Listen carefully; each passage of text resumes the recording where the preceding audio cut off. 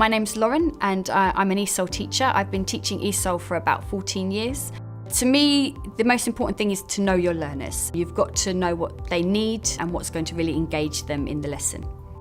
My learners have low literacy, or in some cases no literacy in English. Some of the learners will be very good at speaking and listening. However, they have a problem with their reading and writing because they didn't have any education in their own language. And then the other side of the class actually have been educated, so they can read and write in their own language, but they have very limited vocabulary. With some learners who haven't come from an educational background, they don't know how to self-study. So you're really needing to help them even perhaps hold a pen correctly, how to form letters, how to revise so that they're practicing what they've learnt in the class. When we're doing reading, it's good to do some choral reading so that they can read together and they can hear the language demonstrated. We also do some pair reading as well so that they can help each other. With teaching low literacy learners, you really do have to focus on phonics. They can't just learn to read from whole word recognition. Without phonics, they're not able to sound out new words and they're not able to progress as quickly as they need to. For writing, it's good to have examples first, which they would maybe do fill the gap work with, and then they have a writing frame with the words missing that they have to put in about themselves. Also, moving the sentences around, putting the sentences together is very good. It helps them to recognise capital letters, full stops, to understand the importance of verbs, and to look at word order, so that's quite useful for them.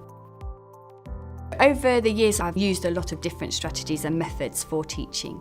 A lot of kinesthetic stuff is good, so matching pictures to words can also be useful to help them with vocabulary. Flashcards, lots of visuals as well so that they can see what they're learning. I really like to use the mini whiteboards. If they write it and then hold it up and everyone has to do it at the same time, it helps to bring learners out of themselves. It brings the whole class together and they're all practicing writing.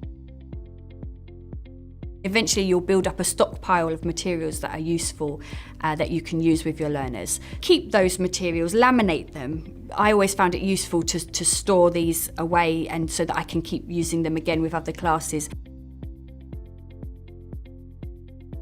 What learners tell me that they found useful is to repeat things. They need repetition.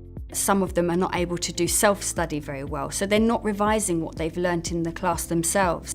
And so I'll often use familiar vocabulary and grammar that we've learnt in previous lessons, and we'll keep bringing those back up again, just in different contexts.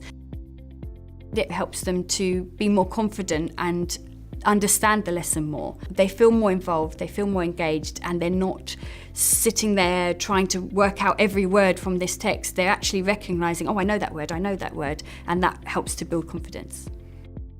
It's very rewarding because the learners are so appreciative of what they're learning, and you see the difference, the progress very quickly. So you feel like you're really helping that person.